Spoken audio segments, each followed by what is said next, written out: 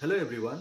So this is the continuation of same chapter, the first chapter of class 12 history, theme 1, bricks, beats and bones. So यो chapter मा चाहिँ निकैवटा सब topic भएकोले गर्दाखेरि I'm making the different videos on different subtopics. So today it's about the 7th subtopic, that is about seals, scripts and weights. So यसमा तपाई हेर्नु भयो भनेदेखि you will understand that 7.1, 7.2 and 7.3 these are mentioned. So 7.1 मा seals and sealings भनेर बताइएको छ. So यहाँनिर हामीले के बुझ्नुपर्छ भन्दाखेरि Harappans used to send different items to different places.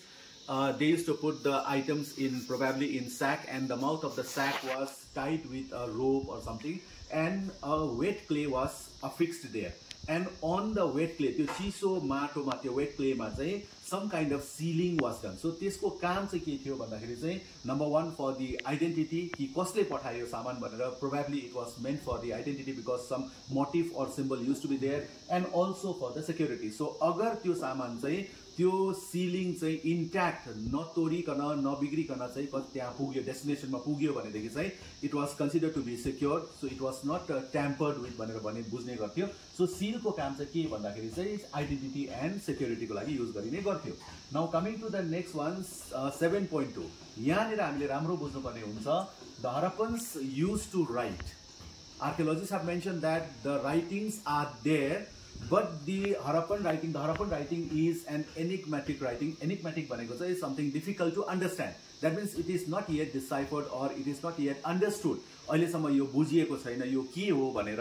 Unlike the other civilization, like अब Mesopotamian civilization को जस्तो हरप्पन स्क्रिप्ट चाहिँ यसरी बुझ्न सकिएको छैन. अनि त्यसमा धेरैवटा त्यो साइन्सहरु छ, त्यसै कारणले गर्दाखेरि धेरैवटा सिम्बल्सहरु छ. त्यसै कारणले गर्दाखेरि चाहिँ the archaeologists are of the opinion that probably they are signs only, because around 400 signs are there. So यो कुनै पनि राइटिङ्समा कुनै पनि अल्फाबेट्सहरुमा यति सारो लामो अल्फाबेट्सहरु त नहुनु पर्ने हो, यति सारो बेसी अल्फाबेट्सहरु त नहुनु पर्ने हो भनेर चाहिँ probably it was the signs only पनि भनेर भनिएको छ. Then another important thing for us to understand here is that the writing practiced by Harappan was, or they used to write from, the Harappans used to probably write from right to left. हामीले English लेख्दाखेरि left to right लेख्छौं भने हरप्पन्सले probably right to left लेख्ने गर्थ्यो, because there is open space or broad space on the right side, र यता जति लेफ्ट पट्टि आउँदै जान्छ त्यति त्यो लेटर्सहरु क्रैम्पिङ हुँदै जान्छ, सानो सानो हुँदै जान्छ.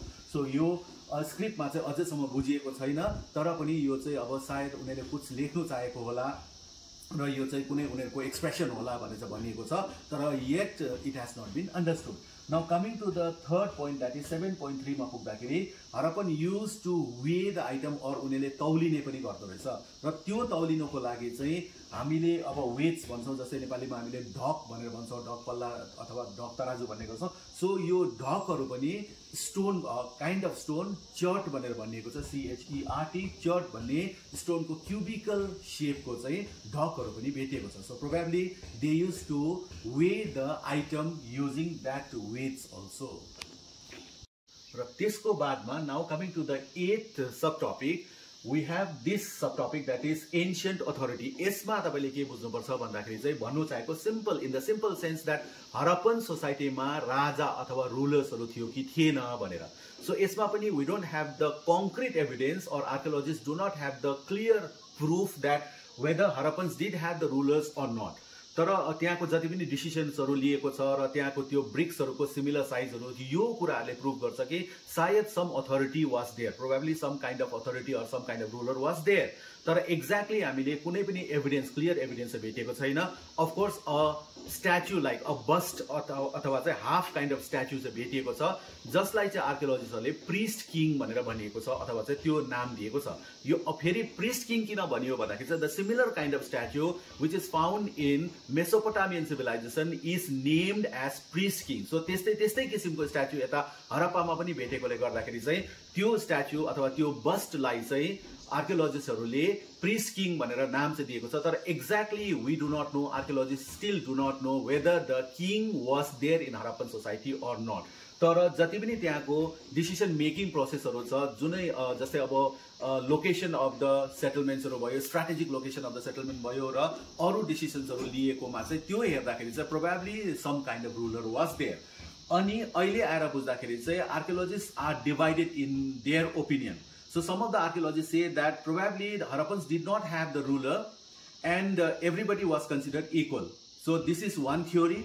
Second theory, second group of archaeologists say that Harappans did have rulers and different places had like different rulers. Like Harappa ko afnai raja, Mohenjo-daro ko afnai raja, त्यहाँदेखि चानुदारो, लोथल, धोलावीरा को आफ्नै आफ्नै राजाहरू थियो भनेर चाहिँ यो पनि भनिएको छ. Then the third theory again goes that, or third group of archaeologists say that probably the entire Harappan civilization used to have a single ruler. Looking at the the similarity of the brick size in all the sites, all the areas, यो सबै कुराले गर्दाखेरि त्यहाँको जति पनि डिसिजन्सहरु लिएको छ सिमिलर काइन्ड अफ डिसिजन छ अलमोस्ट एभ्री साइटहरुमा. त्यसै कारणले गर्दाखेरि चाहिँ हुन सक्छ हरप्पन सिभिलाइजेसनमा a single ruler was there भनेर पनि some of the archaeologist argue. अनि अहिले हामीले चाहिँ कुन चाहिँ थ्योरी चाहिँ लिने त भनेर भन्दाखेरि चाहिँ आजसम्म अहिलेसम्म चाहिँ archaeologists have gone to the और दे हैव एक्सेप्टेड और majority have accepted the third theory, that is the Harappan civilisation used to have a single ruler.